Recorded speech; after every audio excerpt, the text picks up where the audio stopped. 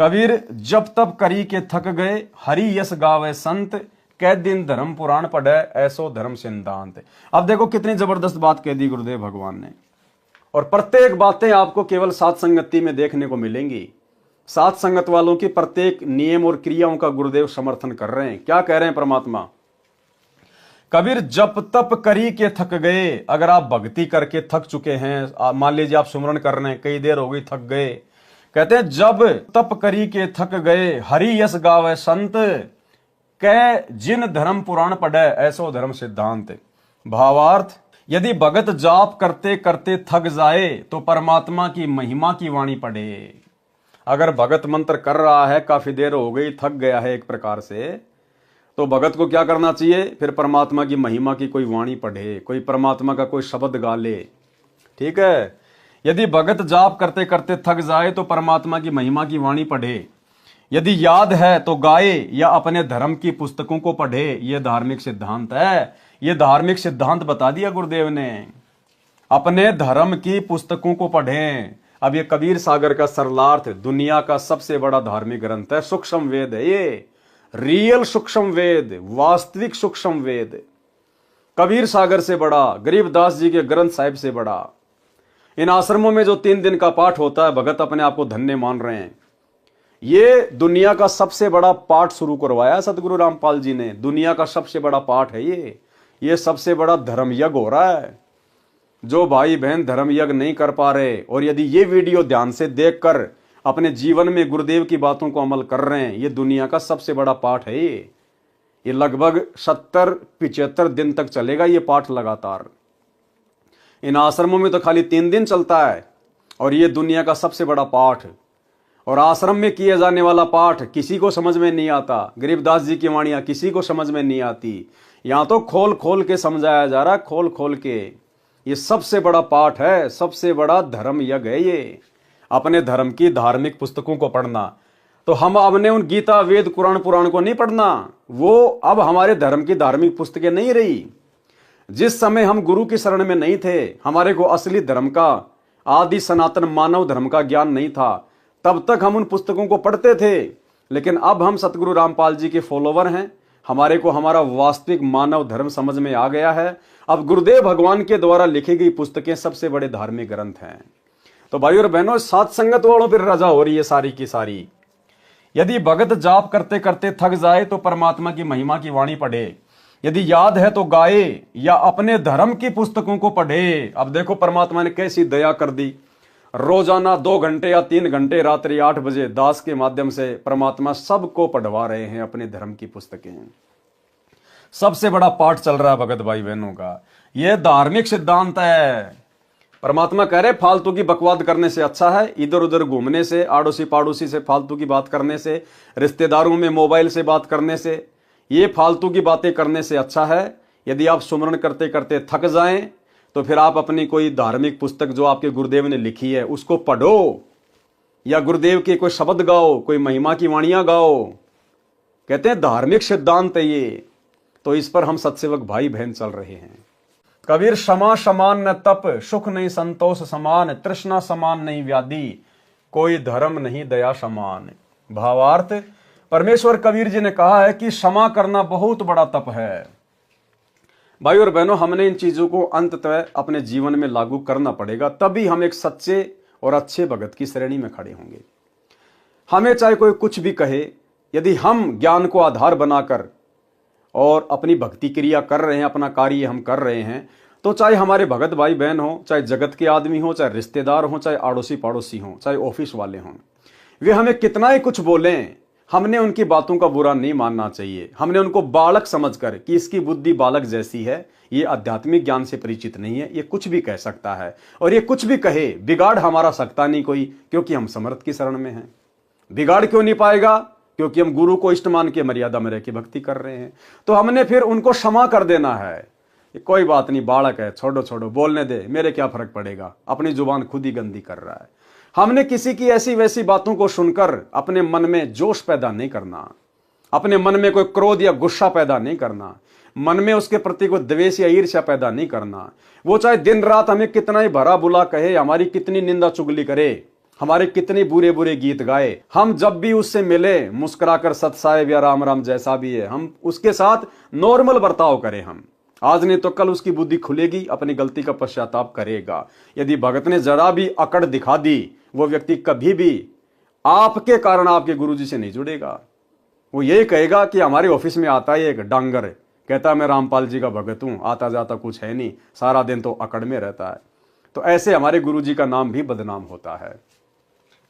तो मालिक कहते हैं, परमेश्वर कबीर जी ने कहा है कि क्षमा करना बहुत बड़ा तप है, इसके समान तप नहीं है, संतोष के तुल्य कोई सुख नहीं है। यानी जैसा भगवान ने दे दिया खाने पीने को, रहने को, शरीर, बाल बच्चे, घर परिवार या पति या पत्नी, बस उसी में संतोष करो, उससे बाहर अपनी कुदृष्टि ना डालो।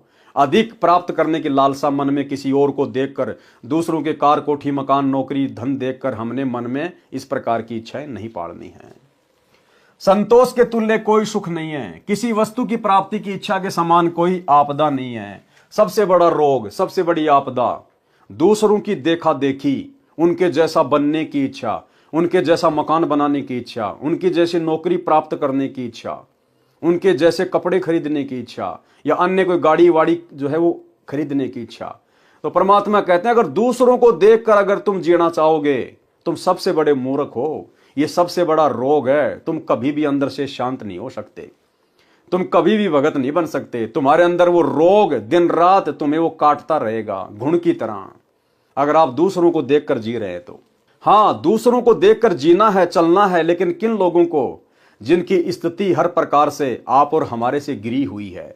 कि जब ये व्यक्ति इस प्रकार के जीवन में अपना जीवन यापन कर सकता है, ऐसी परिस्थितियों में रह सकता है, तो मेरे को तो परमात्मा ने फिर भी इससे बहुत अच्छी स्थिति में रखा हुआ है। तो उसको देखकर अपने आप को धन्य समझना चाहिए, अपने आप को जो है बिल्कुल परफेक्ट समझकर कि जैसा मेरे गुरुदेव ने मुझे रखा है, हो सकता है या हो क्या सकता है, यही सत्य है।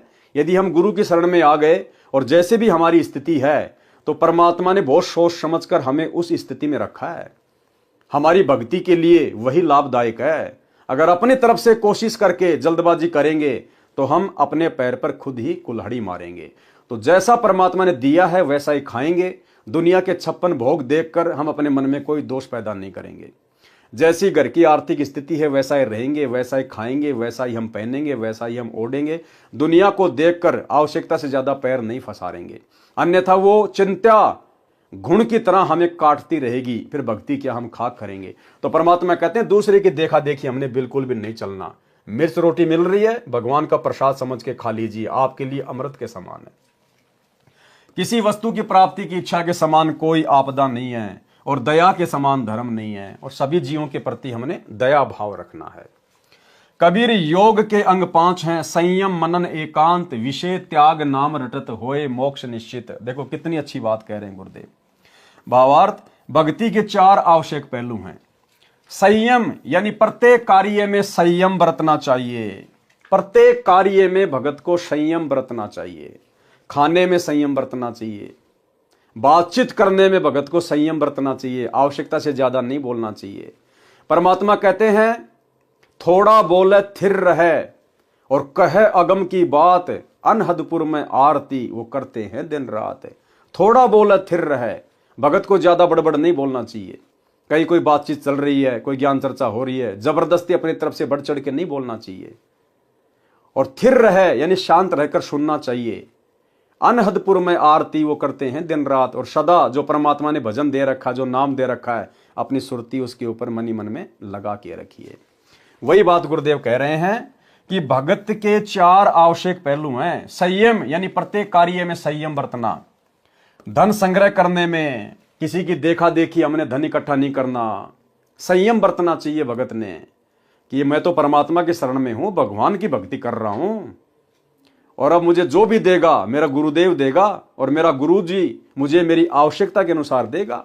उससे ज्यादा यदि मैं प्राप्त करने का प्रयास करूंगा तो अपना समय बर्बाद करूंगा, अपने भगवान को नाराज करूंगा। वो फालतू का धन फिर कहीं ना कहीं बकवाद में लगेगा, मेरी मर्यादा टूटेगी। तो भगत को धन अर्जित करने में संयम बरतना चाहिए। यानी ओवर टाइम पे ओवर टाइम नहीं करना चाहिए। अगर खुद के कमाने से परिवार चल रहा है तो औरत को धंधे पे नहीं लगाना चाहिए कि तू भी जा फैक्ट्री में 5,000 ले आ, 7,000 ले आ। ठीक है, जिनकी स्थिति ठीक नहीं है वो अपना मिलजुल के अपना घर चलाओ, उसमें दिक्कत नहीं है। लेकिन धन के वशीभूत होकर, लालच में आकर पूरे परिवार को काम धंधे पे नहीं लगा देना चाहिए। तो अगर एक परिवार के मुखिया से काम चल रहा है तो बहुत अच्छी बात है, बाकी लोग भी अपनी आयु अनुसार अपना काम धंधा करो थोड़ा बहुत, उसमें कोई दिक्कत नहीं है। लेकिन दूसरे की देखा देखी, लालच में आकर हमने धन संग्रह जो है नहीं करना चाहिए, संयम बरतना चाहिए। भक्ति के 4 आवश्यक पहलू हैं। संयम यानी प्रत्येक कार्य में संयम बरतना चाहिए, धन संग्रह करने में, बोलने में, खाने पीने में संयम करना चाहिए। परमात्मा कहते हैं आवश्यकता से ज्यादा खाओगे भक्ति नहीं बन पाएगी, अंगड़ाइयां तोड़ोगे, फिर नाम का सुमरण सही प्रकार से नहीं हो पाएगा। इसलिए खाने में संयम बरतें, जितनी भूख है उतना ही खाएं और समय पे खाएं। ऐसा नहीं कि ये चीज बहुत अच्छी है, बढ़िया टेस्ट है, डबल खा लिया और ज्यादा खा लिया, बाद में पेट फूला फूला रहेगा, बार बार लेटरिन में जाएगा, ना भक्ति करने का मन करेगा, आलस से आएगा। खाने पीने में, विषय भोग में संयम रखें, और विषय भोगों में भी परमात्मा ने क्या कहा, संयम रखना चाहिए। विषय भोग में संयम कैसे रखना चाहिए? अब जैसे खाने में तो हमने संयम रखना है कि थोड़ा खाएं, खाना तो पड़ेगा लेकिन थोड़ा खाएंगे तो क्या हो गया, संयम। बोलने में संयम, अब बोलना तो पड़ेगा लेकिन थोड़ा बोलना है। अब विषय भोग में, विषय भोग का मतलब यहां ये नहीं है कि विषय भोग तो करना है लेकिन थोड़ा थोड़ा करें। जैसे पहले रोजाना करते थे, हैं, अब हम थोड़ा 10 दिन में 15 दिन में ऐसे करें, नहीं। विषय भोग को तो परमात्मा जड़ से खत्म करने के लिए कह रहे हैं। विषय भोग में संयम का क्या अर्थ है?